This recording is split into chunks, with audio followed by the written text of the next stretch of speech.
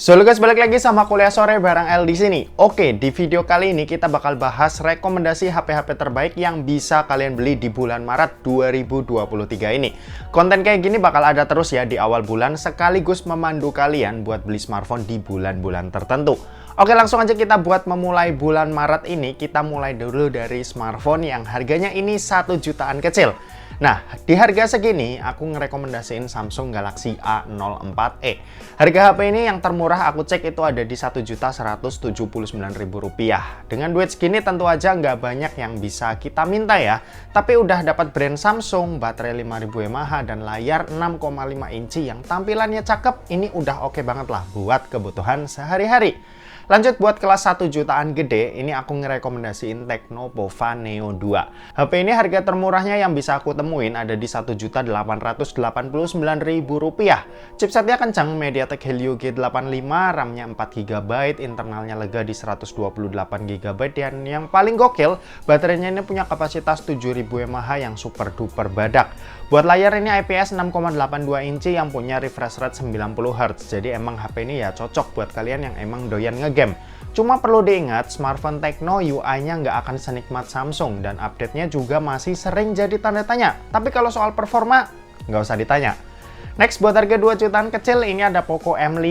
Yap, harga HP ini aku nemu paling murah ada di Rp2.066.000. Dengan duit segini kalian udah bisa dapetin chipset 4G paling kenceng dari MediaTek yaitu Helio G99. Buat RAM ini ada di 4GB dan internalnya ada pilihan 64 dan 128GB. Buat baterai ini juga udah termasuk gede yaitu 5000 mAh dengan kecepatan ngecas di 18 watt. Terus buat layar ini IPS 5,58 inci yang punya resolusi Full HD Plus dan refresh rate ada di 90Hz. Ya, ini HP buat dipakai main game-game menengah ke bawah udah enak banget lah. Aku udah nyobain buat main ML dan PUBG, yaitu masih bener-bener lancar. Lanjut buat harga 2 jutaan gede, ini aku ngerekomendasiin Tecno Pova 4 Pro. Yap, nggak salah dengar, Tecno lagi. Aku bukan tanpa alasan ya milih HP ini. Pova 4 Pro ini bener-bener HP yang hardware-nya ini juara banget. Sebenarnya aku agak galau nih milih antara Pova 4 Pro atau Poco M4 Pro. Soalnya keduanya ini sama-sama bagus. Tapi setelah ditimbang-timbang, Pova 4 Pro kayaknya lebih oke buat masuk. Pertama soal performa, chipsetnya udah pakai Helio G99, RAM-nya ini 8GB dan internalnya ini 256GB. Ada juga yang 128GB dan itu masih baru ya. Buat yang tanya performanya gimana, kayaknya nggak perlu diraguin lagi ya. Soalnya ini udah dijamin super ngebut. Baterainya juga gede di 6000 mAh, charging speednya 45 watt, terus layarnya AMOLED 90Hz, stereo speaker, dan lengkap deh intinya. Next, buat harga 3 jutaan, ini aku pilih Samsung Galaxy M23 5G.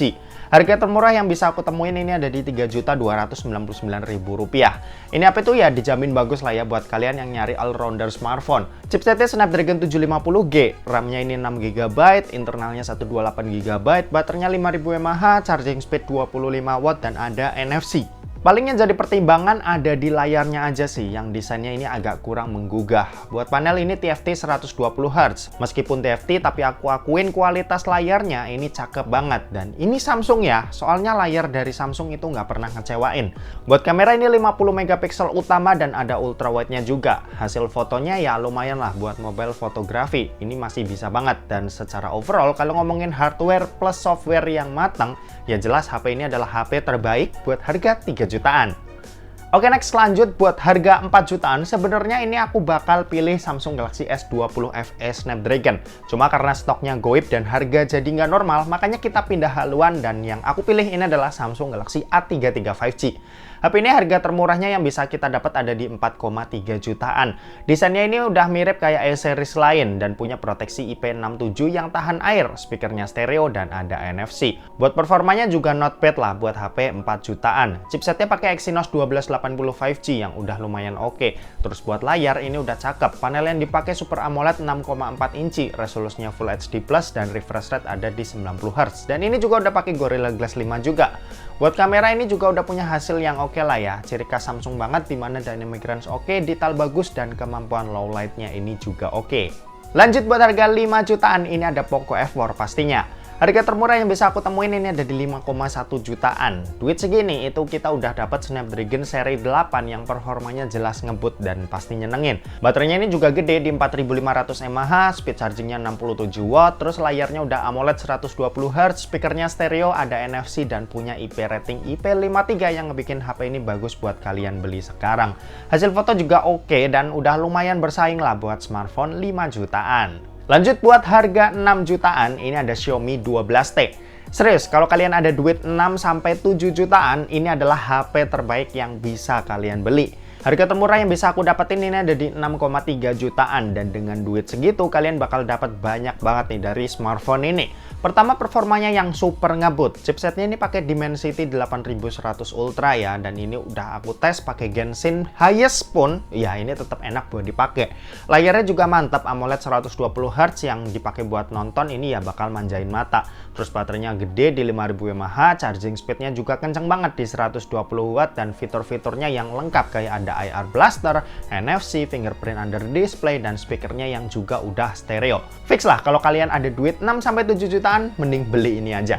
Oke, next kita ke yang 7 jutaan. Sebenarnya ini ada Zenfone 9, cuma sayang banget aku tuh belum pernah nyoba.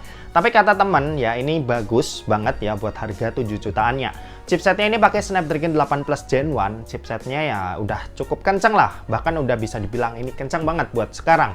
HP-nya ini compact, layarnya ada di 5,9 inci dan cocok banget buat kalian yang suka sama HP mungil. Hasil fotonya juga oke dan kelasnya ini udah kayak HP flagship banget lah yang bisa nyaingin HP-HP 10 jutaan ke atas. Lanjut kalau ke kelas 8 jutaan ini ada Xiaomi 12. Harga HP ini sebenarnya udah turun ya, mungkin efek bakal ada penerusnya. Di marketplace aku nemu harga termurahnya ini ada di 8 juta pas dan dengan duit segitu kalian udah bisa dapetin flagship sejati nih dari Xiaomi.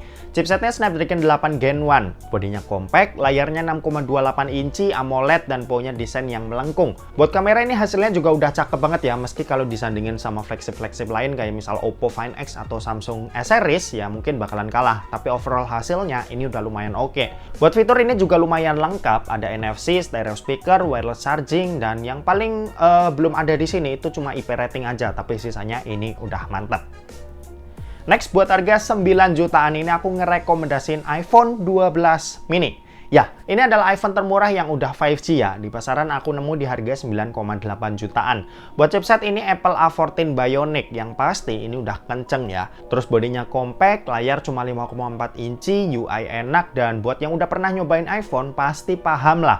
Buat kamera ini juga cakep, nggak ada lensa gimmick, dan buat harga 9 jutannya aku rasa iPhone 12 mini ini itu pantas banget buat masuk ke rekomendasi kali ini. Oke, lanjut buat harga 10 jutaan ke atas. Sebenarnya HP-HP yang udah masuk ke kelas harga segini itu udah bagus-bagus semua ya. Cuma aku kasih kredit lebih ke iPhone 14 Pro. Ini iPhone baru yang harganya ini ada di 19 juta kurang 1000.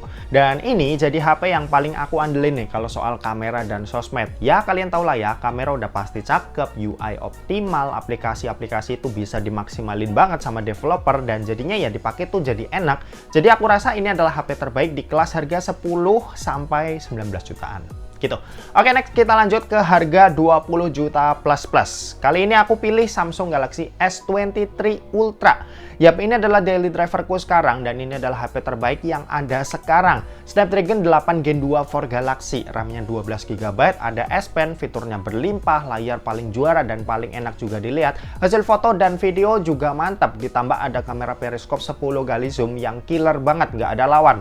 Aku rasa kalau kalian ada duit 20 juta ke atas buat beli HP, ya ini adalah HP terbaik yang bisa aku rekomendasiin di awal sih. Bukan iPhone, bukan Xiaomi, tapi Samsung Galaxy S23 Ultra. Oke, itu tadi beberapa rekomendasi yang paling murah sampai yang paling mahal, dan kita bakal balik lagi di awal bulan depan. Semoga beberapa list udah ada yang beda ya, tapi aku yakin sih masih ada beberapa yang masih tetap sama. Jadi terima kasih buat yang udah nonton video ini. Jangan lupa buat like, komen, dan share juga ke teman-teman kalian supaya teman-teman kalian mendapatkan informasi yang bermanfaat dari kuliah sore. Oke, terima kasih buat yang udah nonton video ini sampai habis dan sampai jumpa di kelas selanjutnya. Bye-bye!